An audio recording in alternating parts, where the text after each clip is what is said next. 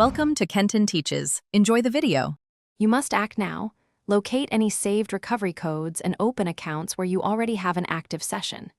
If you still have a signed-in browser or device, use it to access 2FA settings. This avoids account lockout. Make sure you can receive SMS or email recovery messages because many services let you add a new authenticator that way.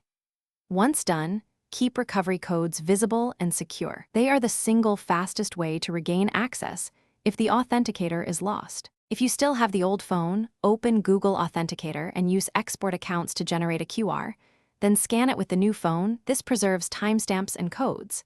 If the old phone is gone, sign into each service using a session or recovery codes, disable two-factor, and re-enable it to get a fresh QR to scan. Make sure device clocks are synced. Incorrect time breaks codes. Once transferred, verify at least 2 services before wiping anything.